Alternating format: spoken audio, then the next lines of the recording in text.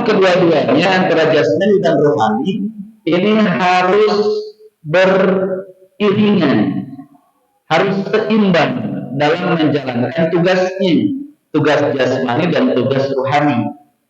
Maka jasmani itu tugasnya adalah melaksanakan dengan ucapan dan perbuatan yang bisa didengar, dilihat, dan dirasa.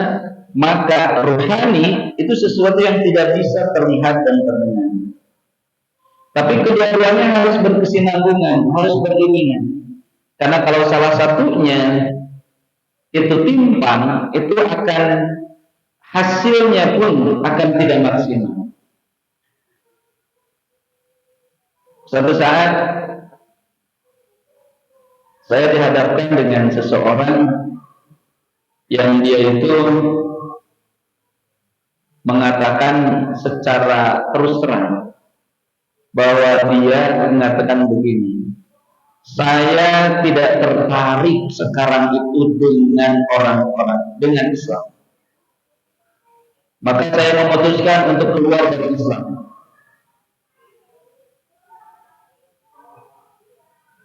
Saya tidak tertarik dengan Islam, maka saya keluar dari Islam. Kemudian dengan merasa tersentak gitu ya, saya bertanya, kenapa tidak tertarik dengan Islam? Dia berkata, katanya di Islam itu damai.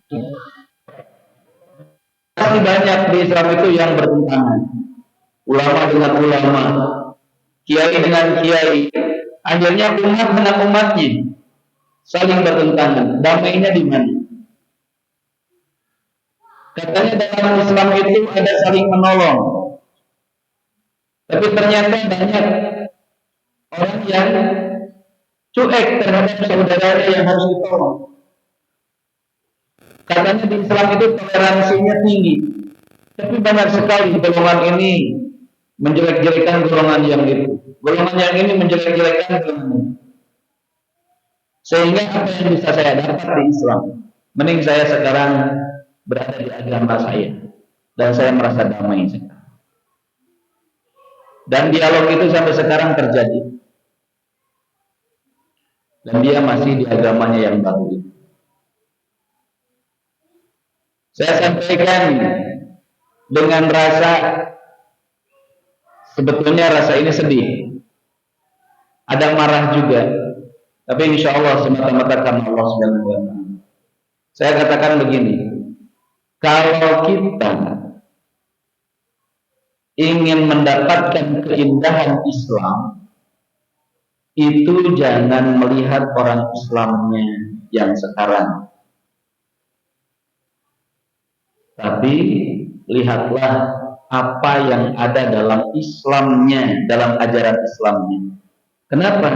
Karena ajaran Islam yang baik itu sangat mungkin tidak bisa dilaksanakan oleh umat Islam secara menyeluruh.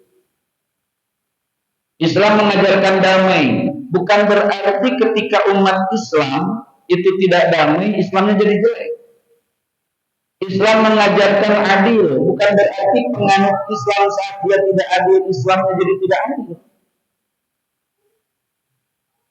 Islam itu peduli, tolong menolong, bukan berarti ketika umat Islam itu abai, cuek terhadap Islam yang lain, Islamnya jadi jelek. Tidak sama sekali. Seperti sebuah kendaraan yang hebat, kendaraan yang mewah, kendaraan yang sangat canggih, ketika dikendarai oleh driver, oleh supirnya yang ugal-ugalan, kemudian si kendaraan itu jadi nabrak, bukan berarti kendaraannya jelek. Supirnya itu, drivernya itu yang tidak paham, yang tidak baik dalam mengendarai. Islamnya adalah kendaraan yang sangat canggih, sangat istimewa, sangat sempurna. Karena yang menyempurnakannya Allah yang membuat agama itu. Tapi ketika pengendaranya, para penumpang dari Islam itu, umat Islamnya tidak baik mengendarainya, bukan serta-merta Islamnya jadi jelek. Saya sampaikan seperti itu. baru dia mau lagi mendengar. Jadi gimana? Islam yang mana yang harus saya lihat? Islam yang benar-benar pernah diajarkan oleh Rasulullah SAW. Saya jadi berpikir bahwa keindahan Islam itu letaknya yang pertama itu ada dalam hati. Maka Islam akan terlihat dalam 3 hal. Ini kaitannya dengan manifestasi atau praktek tauhid. Yang pertama akan dilihat dari ciri kekuatan hati seseorang dalam meyakini keesaan Allah, meyakini kekuasaan Allah, dan meyakini bahwa Allah itu selalu memantau umatnya. Yang kedua, Islam itu akan terlihat ketika si umat Islamnya bisa mengolah dan mengarahkan ucapannya lebih baik lagi. Maka ucapan atau pembicaraan umat Islam itu akan menjadi tolak ukur kemudahan Islam bagi orang lain. Yang ketiga adalah dalam perbuatan atau praktik keagamaannya. Hadirin ikhwatiman rahimakumullah. Saat kita paham tentang akidah, tentang tauhid yang kita pelajari, kemudian kita tidak praktekkan tauhid itu dalam lisan, dan kita tidak praktekkan juga tauhid itu dalam perbuatan, maka tauhid itu terasa hampa. Padahal tidak bisa kita bersyariah tanpa akidah. Kita juga tidak sah dalam artian secara muslim muamalah tanpa akidah. Maka hal yang harus diperhatikan adalah, Bapak semuanya, dalam praktek tauhid di kehidupan sehari-hari itu sebetulnya sederhana. Sederhana gimana? Konsepnya kan gini, Pak. La haula wala quwwata illa billah. Itu hampir satu nada dengan la ilaha illallah. Tidak ada Tuhan yang wajib disembah kecuali Allah. La haula wala quwwata illa billah. Tak ada daya, tak ada upaya, tidak punya kemampuan kecuali pertolongan Allah. Kalau kita mau praktek tauhid dalam keseharian, kuatkan keyakinan bahwa aku bisa seperti ini semata-mata karena Allah. Karena sebetulnya kita tidak bisa apa-apa tanpa pertolongan Allah. Sehingga ketika kita meyakini segalanya Allah yang memutuskan, Allah yang menentukan, tidak akan ada akunya yang ingin dikenal, akunya yang ingin dilihat, akunya yang ingin ditonjolkan. Di rumah misalnya, kita punya istri, punya anak, punya barang-barang di rumah. Perasaan itu adalah milik aku. Padahal kalau kita mau sadar dan jujur, diri ini pun tidak mampu mengurus diri sendiri. Kita sering membicarakan berapa air yang dibutuhkan oleh mata sehingga mata ini bisa bergerak, bisa melihat dengan tepat. Kita tidak tahu berapa kadar air yang harus disiapkan untuk mata. Kita juga hanya meneteskan air itu ke mata kalau sakit saja. Sementara yang mengurus mata itu sebetulnya siapa? Allah. Mengurus mata saja kita nggak bisa. Berapa kadar air yang harus ada dalam mulut ini sehingga suaranya bisa begitu bagus keluar? Coba bayangkan kalau terlalu banyak air yang ada dalam mulut, kalau terlalu banyak air yang ada dalam mata, mungkin tiap hari air itu terus keluar air matanya, atau ini terus meleleh di sini. Tapi begitu dahsyatnya Allah mengatur air yang ada dalam mata, dalam mulut kita, sehingga betul-betul terkontrol dengan indahnya. Itu kalau kita katakan, ini mata aku, ini mulut aku, kita ngurus saja nggak bisa. Maka kalimat la haula wala quwata, aku tidak bisa melihat, aku tidak bisa bicara, aku tidak bisa bergerak illa billah, kecuali Allah. Maka dalam kehidupan sehari-hari kita mempraktikkan tauhid itu berarti kita harus merasa bahwa apa yang kita lakukan secara fisik ataupun non fisik itu semata-mata kehendak Allah Subhanahu wa taala. Jemaah yang dimakan Allah, lepasnya tauhid dalam kehidupan sehari-hari ketika rasa akunya ini mengalahkan billahnya. Ketika akunya ini mengalahkan pertolongan Allahnya. Kita kuat menang dalam perlombaan misalnya, dalam olahraga misalnya, atau kita berlebih dalam hartanya, atau kita menang dalam pemilihan apalah, pejabat dan sebagainya, itu merasa akunya yang hebat. Maka tauhid itu bergeser, berkurang. Maka tidak sedikit orang datang sombongnya. Kalau punya jabatan beda naiknya. Kalau hartanya banyak beda naiknya, gitu ya. Kalau pangkatnya naik beda naiknya. Karena akunya itu yang naik, bilangnya yang berkurang. Padahal kalau kita lihat Allah itu menyatakan Qulillahumma malikal mulki tu'til mulka man tasha wa tanzi'ul mulka mimman tasha wa tu'izzu man tasha wa tudhillu man tasha. Bagi Allah itu memberikan kekuasaan kepada seseorang itu mudah. Mencabut kekuasaan juga sangat mudah. Memuliakan seseorang sangat mudah, menghinakan seseorang pun sangat mudah. Kita ambil contoh yang baru terjadi saja. Kita tidak melihat dosa dan tidak dosa ya, melihat satu fenomena yang Allah berikan kepada kita. Kita tidak ada kapasitas untuk menyatakan dia berdosa dan tidak. Kita dalam tataran melihat bahwa betul-betul Allah itu berkuasa.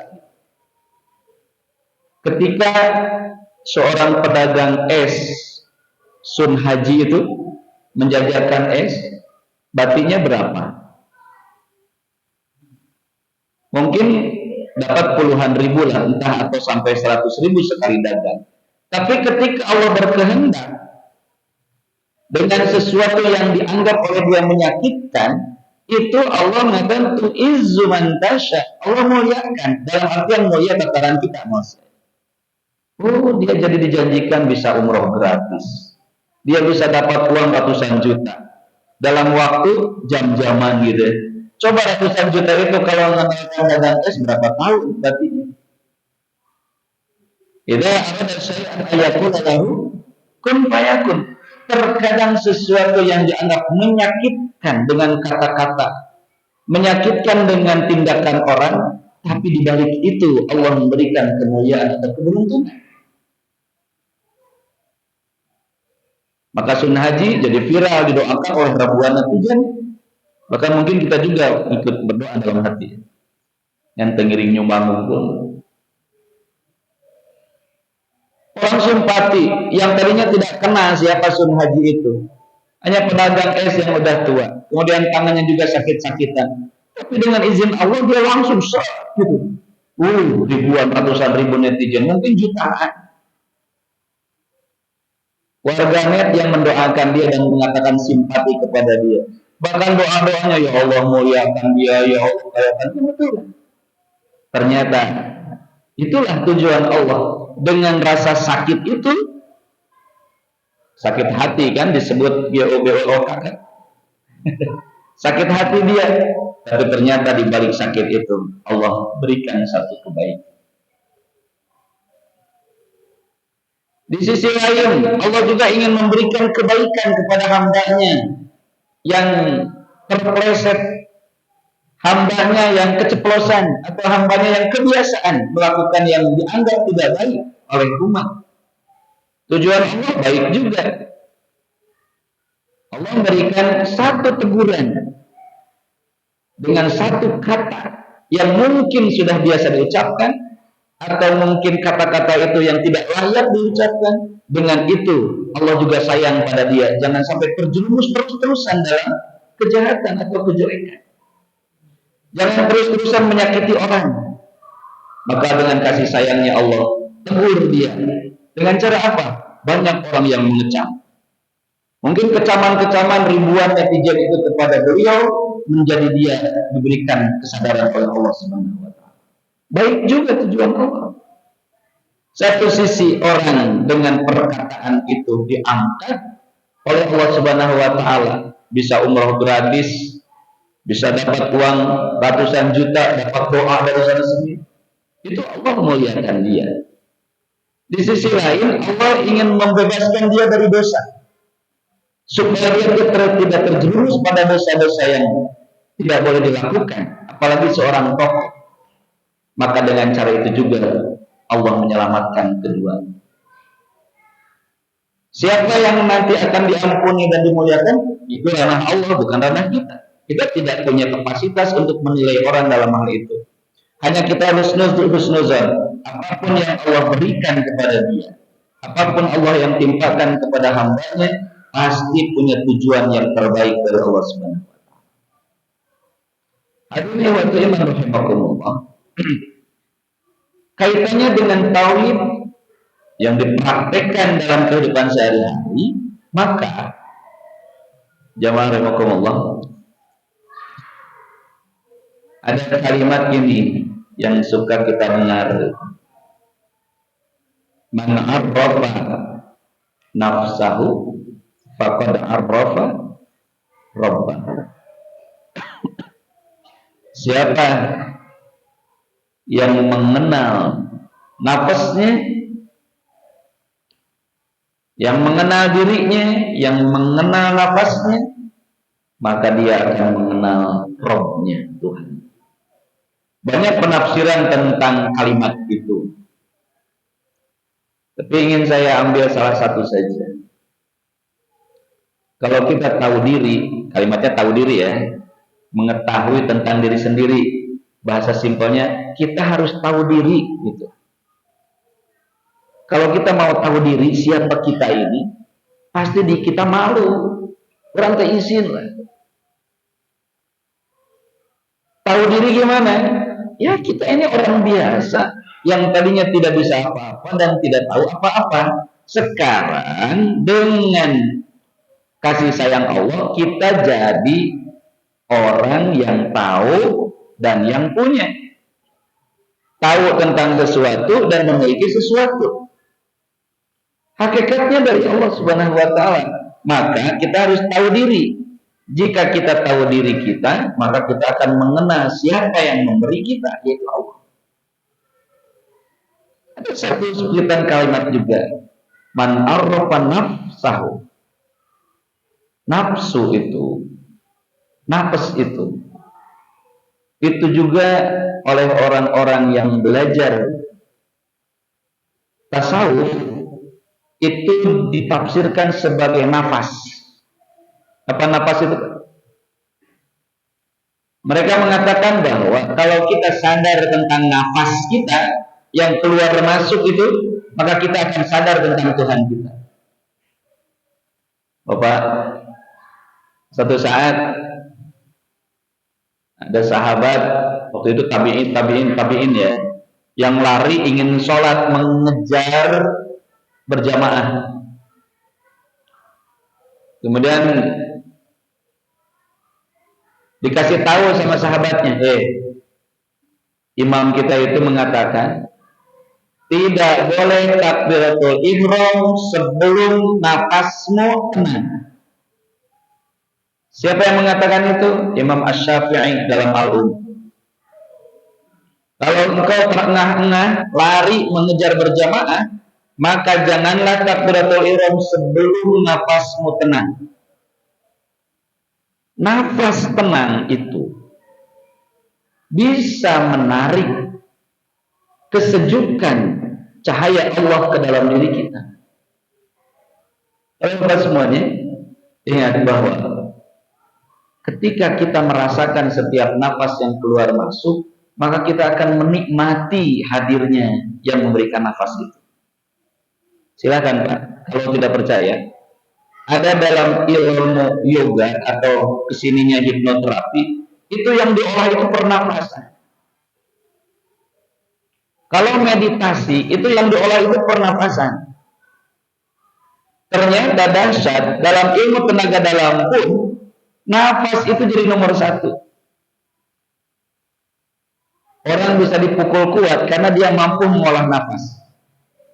Orang bisa memukul jarak jauh karena dia mampu mengolah nafas. Itu secara fisik. Berarti di kandung badan selama nafas belum lepas. Artinya apa? Nafas itu sebagai simbol rohani yang ada dalam diri kita. Maka berlatihlah ketika kita mau melakukan apapun, atur dulu nafas kita, sadari dulu nafas kita. Contoh, ini praktek ya, kaitannya dengan tauhid. Kenapa selama ini kita belum menikmati wudhu kita?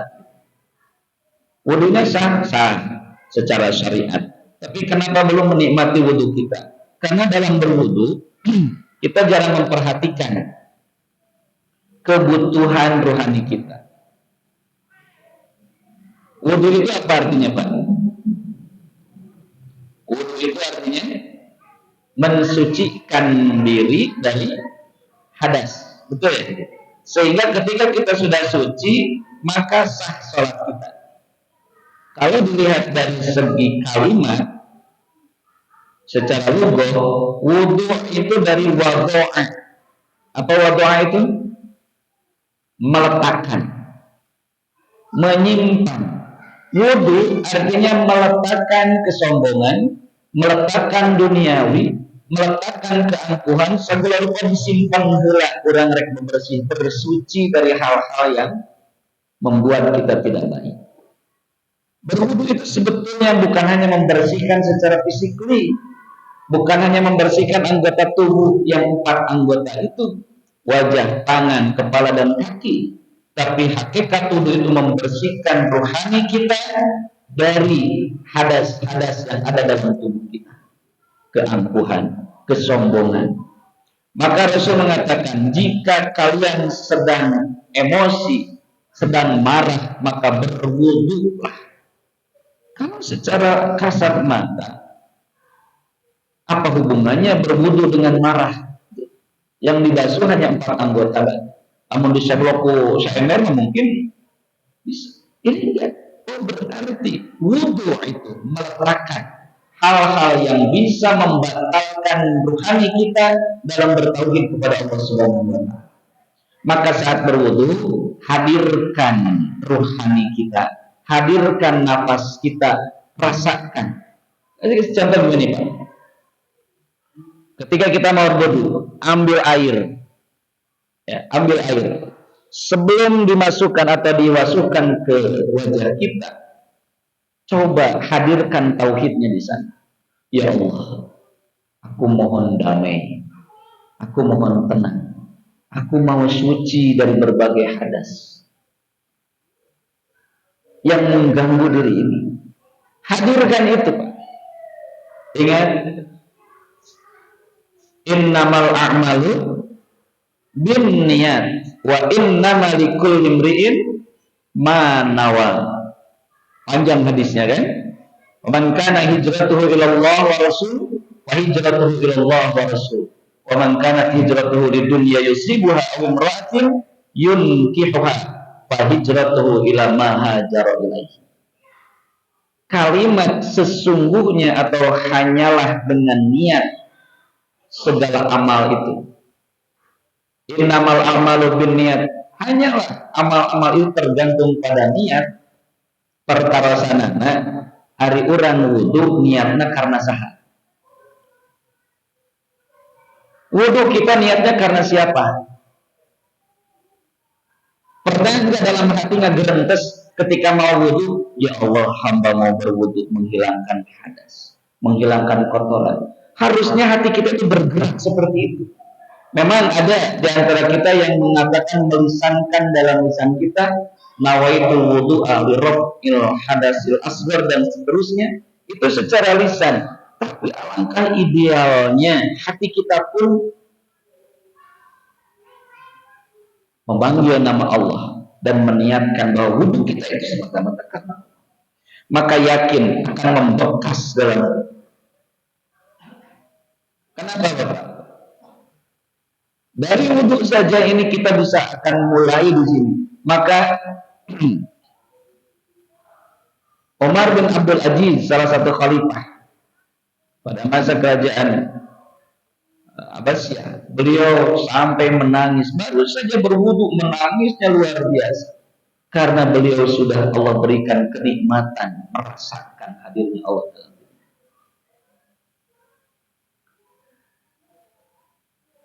Saya sampaikan hal yang sudah tidak asing lagi bagi kita sebetulnya, tapi mudah-mudahan ini menjadi motivasi. Bapak yang dimuliakan Allah jemaah, kita sering sekali membicarakan Allah.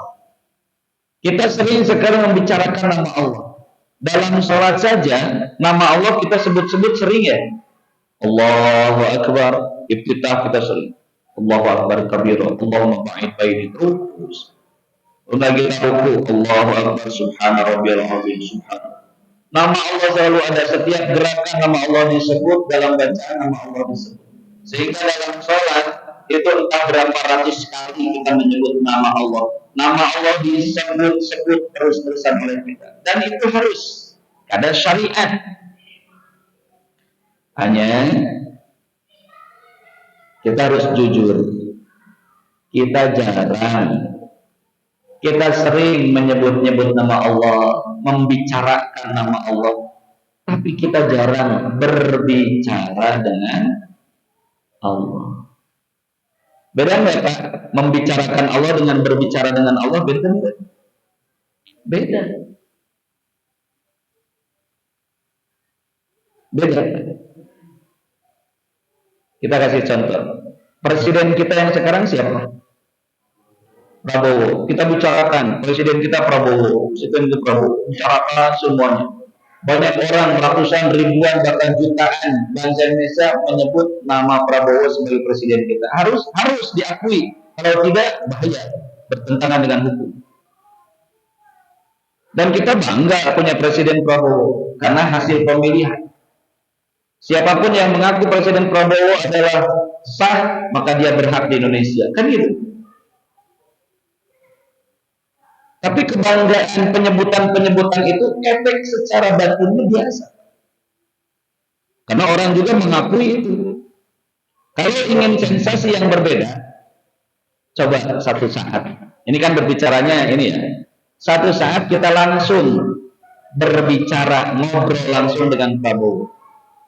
Pengelamilan itu 10 menit ngobrol langsung. Efeknya beda nggak? Beda nggak Pak? Beda. Kita membicarakan nama Prabowo ratusan kali, ribuan kali, berbeda dengan kita sekali saja ngobrol langsung dengan Prabowo. Efeknya beda. Ada kebanggaan, ada rasa wah gitu, dan rasa kita tidak takut dengan yang lain. Kamu lain nawak di polisi di jalan, tinggal dikentut. Abdi pernah dipoto dengan Prabowo. Ada bangga. Walaupun 10 menit kita bicara dengan dia. Ini contoh yang sederhana. Kita sering menyebut-nyebut nama Allah. Kita sering menyebut nama Allah. Tapi coba sesekali kita ngobrol dengan Allah. Ketika berwudu, sebut dong nama Allah gitu dalam hati kita. Ketika punya masalah, ayo ngobrol, ya Allah saya punya masalah nih. Kan Nabi Muhammad juga begitu ya. Nabi Ibrahim kan begitu ketika pencarian Tuhan. Tuhan, apakah engkau ini Tuhanku? Bintang-bintang itu ya. Bintang hilang, datang bulan. Oh ini barangkali Tuhan lebih besar lagi. Bulan hilang, datang matahari. Wah ini haza akbar. Ini lebih besar lagi nih. Terus seperti dialog gitu. Mencari. Oh ternyata bukan itu. Kita bersama. Artinya apa? Ketika kita menyadari siapa diri ini, kemampuan diri ini, oh ternyata diri ini, diri aku ini ada yang menggerakkan, ada yang mengatur, dan ada yang menguasainya, yaitu Allah Subhanahu wa Ta'ala. Jamaah rahimakumullah.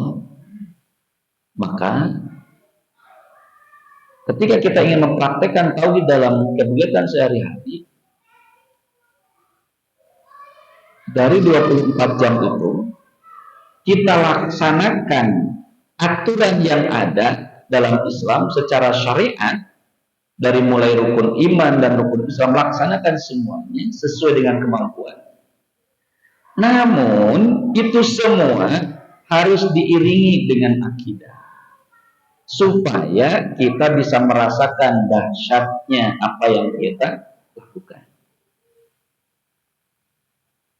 Kenapa Rasulullah SAW setiap perbuatan dan tindakan selalu diawali dan diakhiri dengan doa? Mau makan ada doanya, setelah makan ada doanya, keluar rumah ada doanya, masuk rumah ada doanya, mau berpakaian ada doa, setelah berpakaian ada doa. Semuanya tidak terlewat dari doa. Kenapa itu? Karena mempertahankan akidah. Tauhidnya harus mengiringi segala perbuatan kita, harus mengiringi. Dan pada akhirnya, jamaah yang dimakan Allah, ketika jatah usia kita selesai, Allah mengutus Israel datang menghampiri kita dan untuk menjemput kita kembali kepadanya.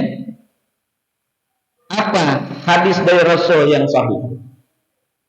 Man kana fi akhir hayatihi qala la ilaha illallah dakhala jannah.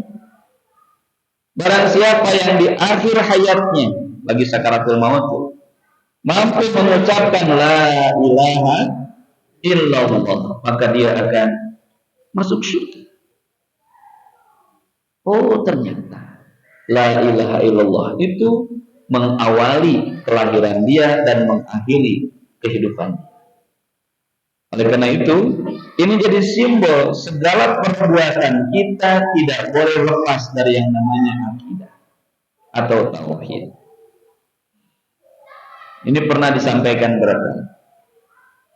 gerakan hati kita ketika kita mau melakukan apapun.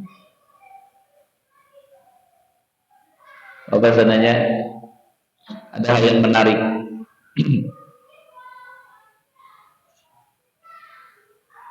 Ada orang yang merasa capek ketika sholat, misalnya sholat tarawih, imamnya lama, kan capek banget. Itu wajar karena itu fisik, wajar karena fisik. Makanya Rasul memberikan isyarat kepada imam. Kalau kalian jadi imam, lihat dulu makmumnya, jangan-jangan ada yang sakit, ada yang sudah sepuh, atau yang anak-anak yang masih belajar. Rasul sangat paham tentang hal itu. Jangan mentang-mentang pokoknya orang yang beriman harus kuat sholatnya. Enggak gitu juga. Rasul sangat paham karena kualitas keimanan orang itu berbeda-beda. Maka dalam menjalankan syariat pun itu harus bijaksana. Enggak semata-mata wah pokoknya macam Rasul gitu kudu gitu. Pernah ada sahabat yang ditegur oleh Rasulullah, apakah kamu mau menjauhkan orang dari sholat? Emangnya kenapa Rasul? Kamu telah mengimami sholat dengan surat-surat yang panjang. Bukankah engkau seperti itu ya Rasul? Aku sudah bisa melihat kemampuan sahabat-sahabat yang ada di belakangku, sedangkan kamu tidak tahu bagaimana makmum yang ada di belakang. Apalagi kita. Maka wajar ketika kita sholat harus tidak boleh terlalu lama, tidak boleh juga terlalu cepat. Biasanya kita di sini gimana? Beda kan? Upamanya sholat di Masjidil Haram lama udah memang biasa. Itu juga tidak selamanya. Kadang-kadang cepat juga. Jamaah yang dimakan Allah. Maka sebetulnya walaupun kita merasa tauhid kita udah bagus nih, kita juga harus melihat saudara kita, keluarga kita. Jangan mentang-mentang kita sudah bagus. Rasul itu tidak ada yang menandingi tauhidnya, tapi beliau begitu legowo, begitu santun, begitu memberikan fasilitas kepada sahabat untuk sama-sama merasakan kebaikan. Sebagai kesimpulan dan yang terakhir, la tuzakku anfusakum huwa a'lamu biman ittaqa. Jangan merasa kalian lebih suci, lebih mulia. Allah Maha tahu siapa yang paling bertakwa di antara kalian. Artinya apa? Kalaupun kita sudah merasa nikmat dalam ibadah, sekali-kali jangan pernah merasa lebih baik daripada yang lain. Kenapa? Karena itu hakikatnya anugerah dari Allah Subhanahu wa Ta'ala. Mari kita realisasikan, kita praktekkan tauhid dalam sehari-hari dengan cara bismillah, lakukan syariat Islam sebaik-baiknya, kaitkan semuanya semata-mata mengharap ridho Allah Subhanahu wa Ta'ala. Jika lupa, secepatnya kita bertobat istighfar kepada Allah Subhanahu wa Ta'ala. Jemaah yang dimuliakan Allah, demikian yang bisa disampaikan. Semoga ibadah kita senantiasa bisa kita nikmati dan bisa bermanfaat untuk sebanyak-banyaknya. Dan Allah menerima ibadah kita sehingga kita mendapatkan ridho Allah dan layak mendapatkan kebahagiaan di surga Allah Subhanahu wa Ta'ala. Demikian yang bisa disampaikan. Mohon maaf atas segala kekurangan. Aqulu qouli hadza wa astaghfirullah li wa lakum. Subhanakallahumma wa bihamdika asyhadu an la ilaha illa anta astaghfiruka wa atubu ilaik. Walhamdulillahirabbil alamin. Assalamualaikum warahmatullahi wabarakatuh.